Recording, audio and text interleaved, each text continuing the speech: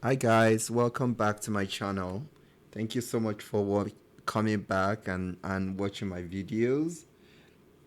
If you've seen my first video that I showed, that I filmed and uploaded earlier this, I guess that must have been last month now. No, actually I think it's still in January. Um, uh, it just kind of goes over an overview of my budget for 2025. But in today's video, I sort of wanted to show you my TFSA, um, as that was one of my plan this year is to rebuild my TFSA. If you've been following along on my journey, you'll know that earlier in 2024, I took out a huge chunk from my TFSA to buy my condo, my primary residence. Um, and one of the things I was thinking about when I was thinking about buying my condo at that time was being able to free up a certain portion of my TFSA, and to be able to regain that room this year. Um, I think at that point I had withdrawn maybe around $75,000 from my TFSA last year. So I am able to contribute that amount again going forward starting from this year. Of course, I don't currently have enough to be able to maximize my TFSA, but my goal is to continue to work towards maximizing my TFSA and ultimately reducing my taxes in the years to come. So let's get started. I can show you an overview, then I will show you sort of what the portfolio actually looks like today. So the overview of my current TFSA is, you'll see here I have vacation, which means I'm currently still adding money to this particular product. And for my vacation savings, it's invested with Vanguard All Equity ETF VEQT.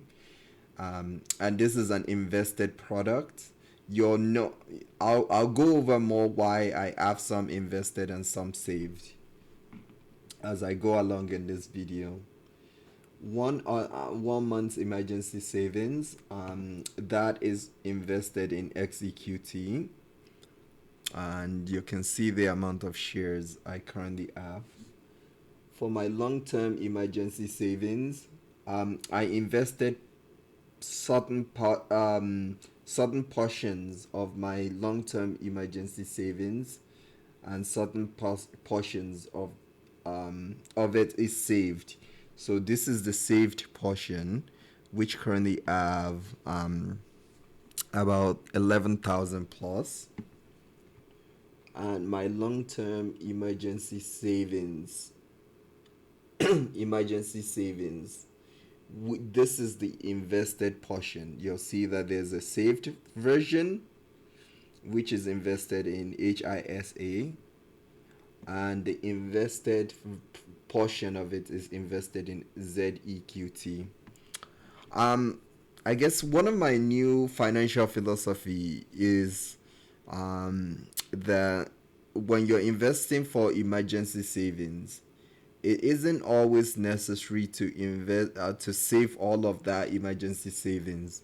Once you get to a certain portion of your emergency savings that you think you could realistically need at once, which is for me around 10,000 to 11,000, the rest I think can be invested. I don't think it needs to be sitting in in a savings account for emergency purpose. I think a certain portion of it can be invested, and this is the portion that is now invested in ZEQT.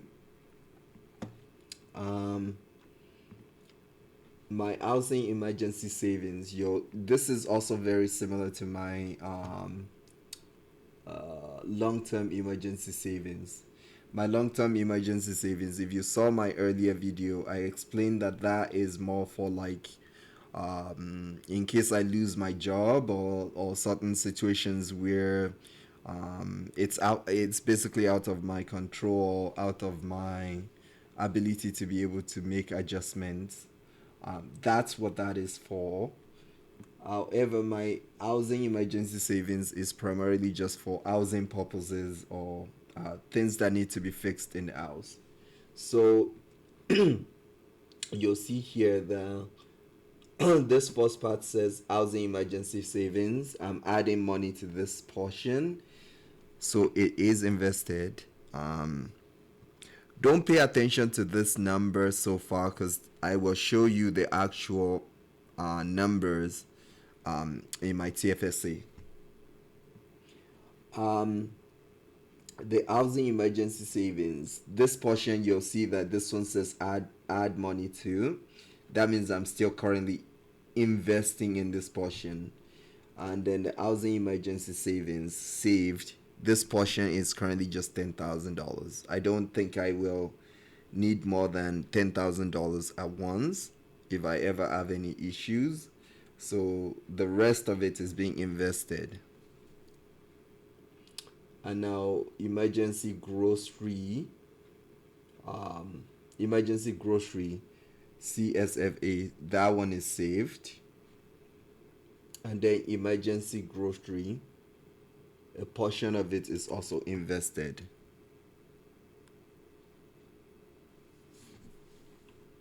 All right, now let's go ahead and look at what this actually looks like in terms of the actual numbers. So if you look at my TFSA, you'll see here that um, you'll see here that the cash ETF is for my emergency savings, the one I showed you earlier. And this is the actual amount that's currently invested. You'll see that it went up a little bit this today. All time, it's saying I'm down, but that is because a certain portion of it has been removed by the cooperation that runs Cash ETF. This money is going to be distributed back in form of dividends at the end of the month. So now we can look at my CSAV. This is my emergency grocery money, and that one is currently up um by 0.01%. Um, Again, this one's also showing that it's down, but that's because it also has a distribution. So don't pay too much attention to that. My HISA, the one I showed you earlier, is currently um, showing the gain that I've made. Even though the gain is way more than this, it's because of distributions. That's why it's showing that amount. Um, my VEQT. This is my vacation savings. You'll see it's saying it's a little down today. Um, but overall, I'm up 3.52, 54% for my VEQT. My XEQT is currently 1,112. So it's up 3.60% overall. XGROW, which is I can't remember which one it is. It's probably my emergency savings, one of my emergency savings. That one is currently up 3.17%. So that one is also doing well. ZEQT, that one is up 3.67%. Keep in mind that I just started this some of this new positions to my portfolio this year. So even some of them, all of my basically all of my investments are in the green right now. Even some of the new positions that I started this year, I've already been up by like 3%, 2%, and such. So the goal here is to continue to build my TFSA um, until to max it out until I'm able to max it out. And once that's been maxed out, then I can also use other financial tools and uh, financial savings products that are available to me, or investment products that are available to me. So yeah, that is kind of my TFSA on a broad level. You'll see that it's been steadily growing up, going up. Overall, my TFSA is up 8.80 83%. So that's not too bad. Just given that I significantly depleted it last year. So to be up by that amount is fairly good. So that is my TFSA. Another thing I wanted to show you guys is my RRSP.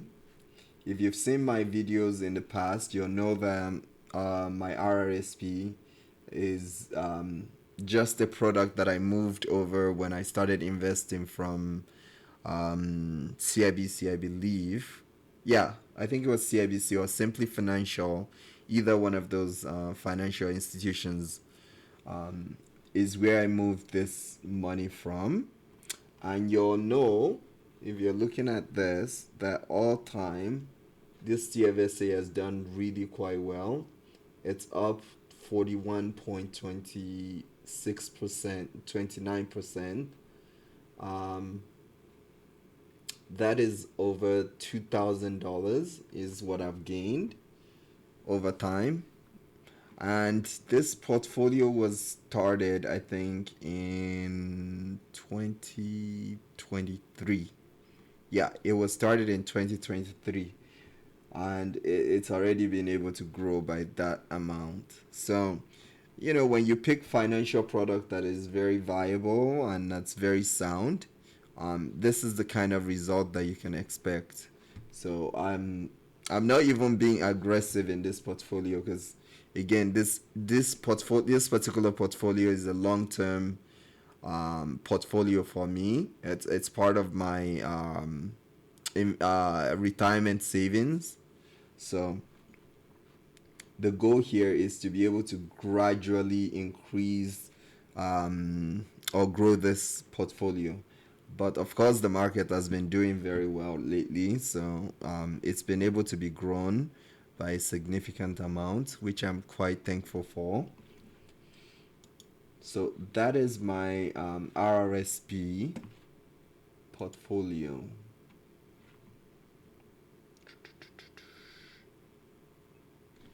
Oh, is it gonna look? Oh, what's going on?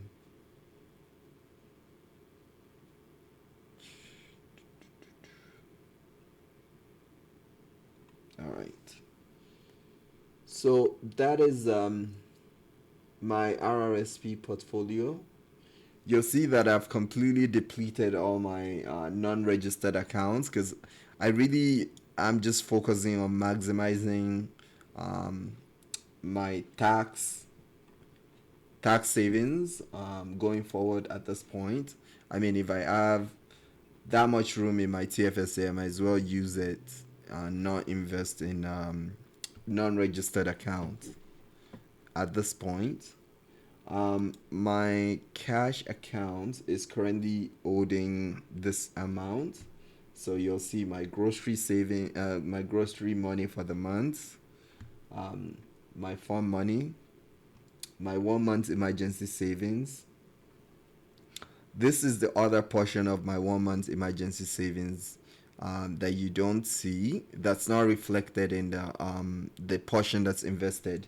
This is just saved here rather than be saved, um, using ETFs. So it's just saved in a regular account. My paycheck typically comes here. You'll see now that I've received the other portion of my paycheck that I explained in my earlier video. That is now reflected here. My business fund is currently just holding a small portion here. Um, Housing repair, in case anything happens that needs to be fixed immediately. I have $1,000 in there. Property tax. Property tax, I currently just have about 1,029.69 here. So that's that. Emergency groceries, in case I run out of money here. I always want to make sure I have a little bit extra for the month. So that is kind of the amount of cash I currently have on hand. Um, and yeah, that's basically my entire Wealthsimple portfolio. Overall, you can see that my entire balance right now is $49,000, including my investments and my um, cash account. So again, follow me on this journey as I continue to build this portfolio and continue to grow um, my income and my wealth. My goal is to be able to make a video just showing you the changes maybe once every month, or maybe once every 2 weeks, depending on what you guys might prefer. So let me know in the comment section that down below, if you prefer a more frequent viewing of what's happening in my accounts.